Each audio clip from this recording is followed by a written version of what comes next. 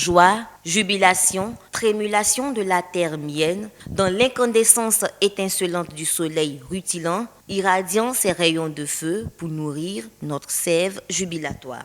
Tels sont quelques vers de l'œuvre poétique Gaudium, la nouvelle ponte du professeur René Nyalega. Dédicacé le vendredi 3 mars 2023 à Cocody, Gaudium se veut une hymne à la joie de vivre qui se fonde sur la foi en la résurrection de Christ.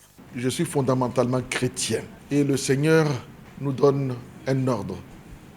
Réjouissez-vous, toujours dans le Seigneur, réjouissez-vous, que vous soyez toujours joyeux. C'est sur cette base-là que j'ai écrit ce recueil de poèmes qui rythme avec la joie dans 3 langues, en français, joie, en latin, gaudium, et en dida, diaca.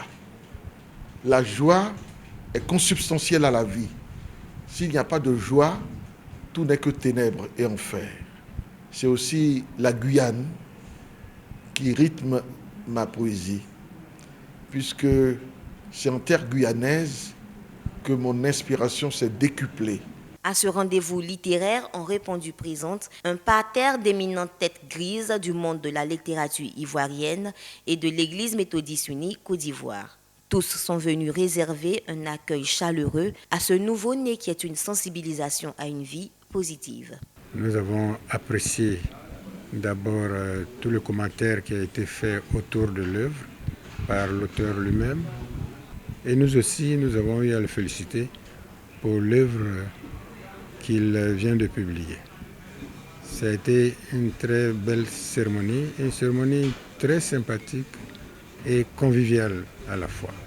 Je recommande le livre, surtout aux jeunes qui doivent comprendre que la joie est dans tout. Il faut savoir l'extraire. C'est une œuvre dont on peut s'inspirer pour retrouver la joie. Mais pas une joie béate, une joie qui fait réfléchir, qui fait se surpasser. Je connais un peu l'œuvre. Je pense qu'on devrait davantage aider la littérature, soutenir, pour que la production que nous laisserons à nos enfants soit de plus en plus variée.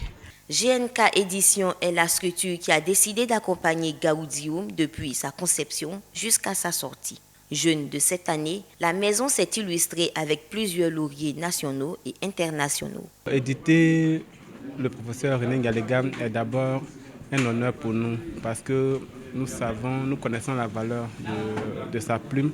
Nous avons travaillé dans une ambiance très conviviale et nous avons produit quelque chose de potable à la dimension de la plume qui est le professeur René Nyalega.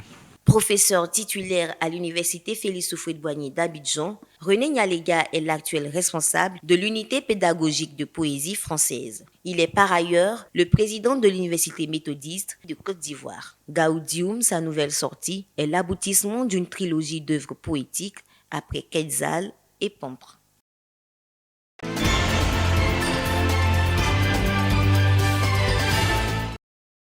1600 mètres carrés, c'est le terrain dont dispose le district d'Alépé pour la construction de son temple. Un espace situé derrière le siège du dit district. Les chrétiens méthodistes se mobilisent pour voir un jour sorti de terre ce joyau architectural à la gloire de Dieu. À l'origine, l'église était installée non loin de la Comoué, dans un bâtiment colonial. Une tornade a décoiffé le temple et les chrétiens ont jugé mieux de venir sur ce lieu-là. Par cette présence, 2 lots ont été acquis pour construire un temple qui doit abriter à peu près 600 personnes.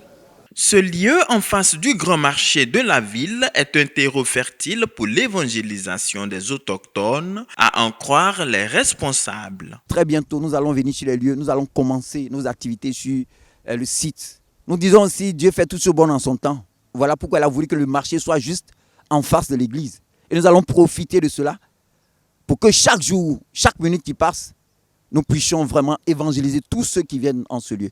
Pour la réalisation de cette maison de prière, le district compte sur l'appui de sa diaspora et des fidèles de cette circonscription administrative. Nous lançons un appel à toutes les bonnes volontés désireuses de pouvoir faire avancer l'œuvre du Christ, de pouvoir venir nous aider dans la construction de ce nouveau temple.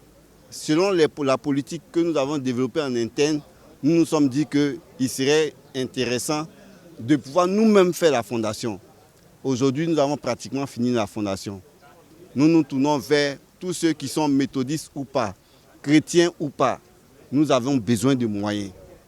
Nous espérons fortement que cet appel-là puisse être entendu afin que nous puissions construire le temple. Beaucoup croient à l'évangélisation par la parole, mais aussi la beauté des temples, la grandeur d'un temple peut constituer un motif d'appel de certaines personnes pour donner leur vie à Christ. Pour l'heure, les méthodistes d'Alépéville se retrouvent au siège du district pour célébrer le Seigneur. Fraîchement installé comme district ordinaire, Alépé compte 4 circuits, une dizaine d'églises locales et quelques champs de mission administrés par 5 pasteurs, dont le surintendant.